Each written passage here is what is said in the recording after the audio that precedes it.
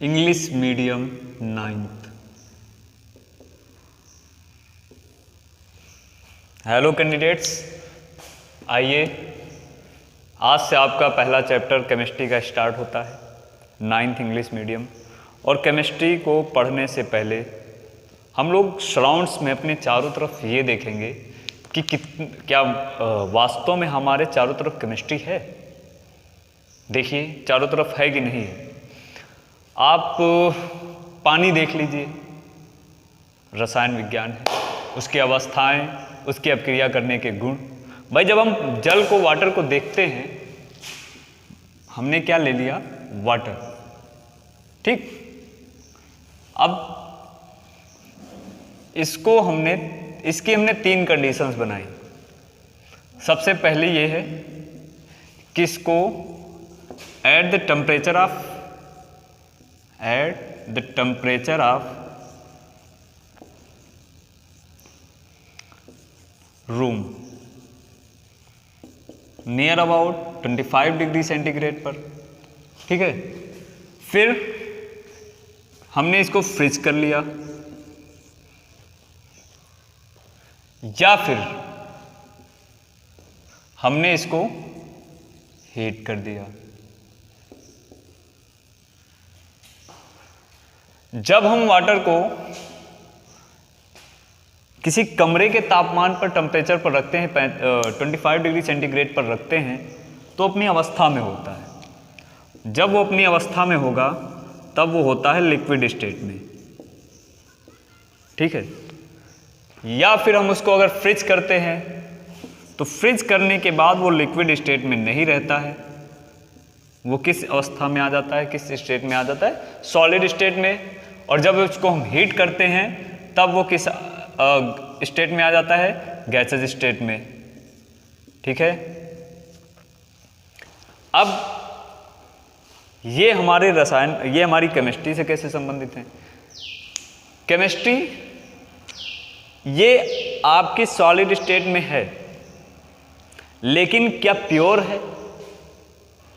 क्या ये रिएक्शन करने के लिए कैपेबल है? ये गैस में है, क्या प्योर है या रिएक्शन करने के लिए कैपेबल है? ये हमारा नॉर्मल वाटर है, क्या प्योर है? क्या रिएक्शन करने के लिए कैपेबल है? क्या पीने के लिए कैपेबल है? क्या ये पीने के लिए कैपेबल है? क्या ये पीने के लिए कैपेबल है? ये सब अगर हम कहीं से पता कर पाते हैं तो कहाँ से पता करते हैं? लैब से पता करते हैं। कहाँ से पता करते हैं? लैब से। तो इसका मतलब ये है कि इसकी जो स्टडी होती है,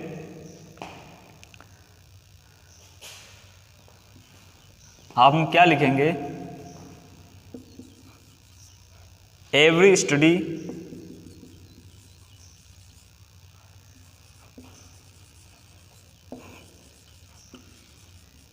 which is based on labs or experiments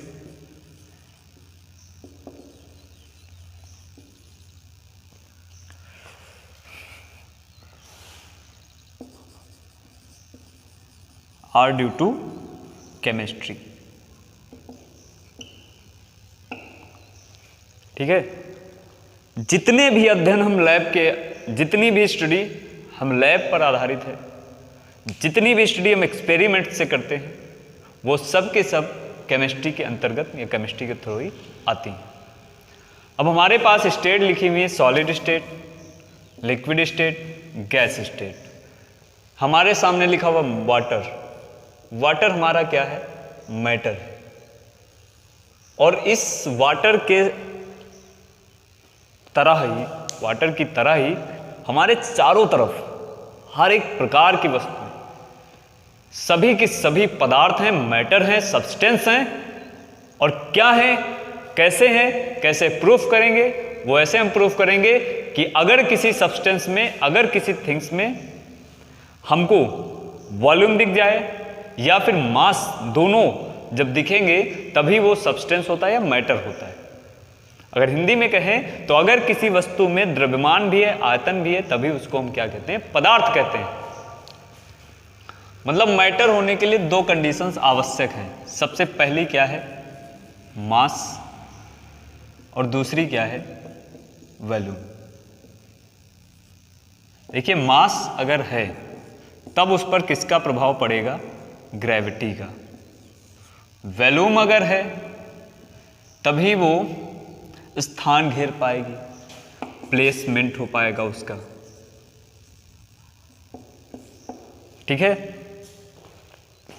तो मैटर्स पर जैसे ही हम आते हैं, मैटर्स की हमको तीन अवस्थाएं दिखाई दे जाती हैं। कौन कौन सी, एक होती है सॉलिड स्टेट, एक होती है लिक्विड स्टेट, एक होती है गैस स्टेट। सॉलिड स्टेट की जब हम बात करते हैं तो सॉलिड स्टेट भाई कोई भी मैटर हो, कोई भी मैटर हो, वो मॉलिक्यूल्स से बना होता है। मॉलिक्यूल्स क्या है, मॉलिक्यूल्स जो होते हैं वो एटम्स से बने होते हैं। एटम्स क्या है ना, तो नीचे से चलते हैं। एटम्स क्या है आप समझिए, बाकी एनालिसिस आपको अगले डिस्क्रिप्शन टाइम में, आपको अगले वीडियो में पढ़ाया जाएगा। यहाँ पे सिर्फ और सिर्फ इंट्रोडक्शन के रूप में हम पढ़ेंगे। अगर हम एटम्स की बात करें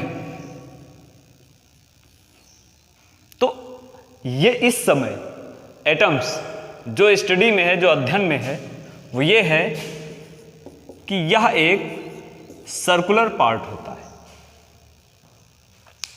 जिसमें क्या होता है कि एक न्यूक्लियस होता है। न्यूक्लियस में प्रोटॉन और न्यूट्रॉन्स होते हैं।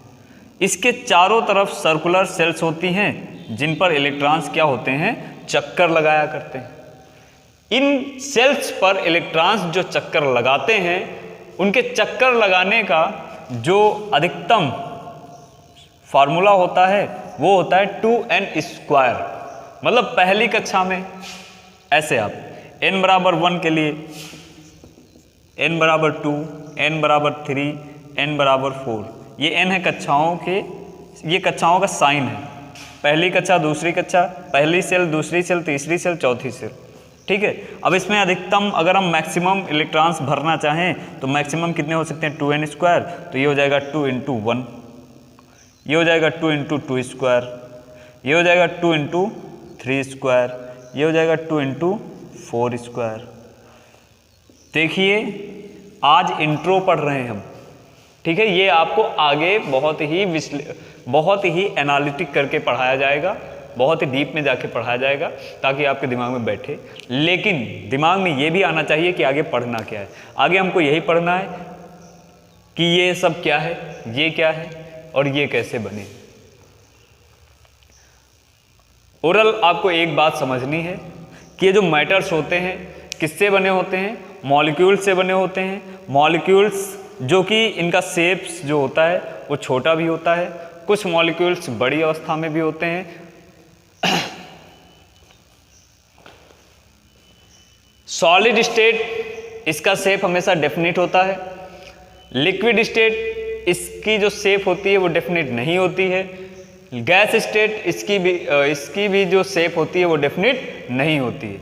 सॉलिड स्टेट इसका शेप और वॉल्यूम दोनों डेफिनिट है। लिक्विड स्टेट इसका सिर्फ और सिर्फ वॉल्यूम डेफिनिट है, शेप डेफिनिट नहीं है। जिस भी पॉट में हम इसको डालेंगे इसका जो शेप होगा वही उसी पार्ट के जैसा हो जाएगा। ठीक है, गैस स्टेट इसकी शेप और इसका वॉल्यूम दोनों इनडेफिनिट होते हैं। आज के लिए इतना ही, बाकी अगले वीडियो में। धन्यवाद।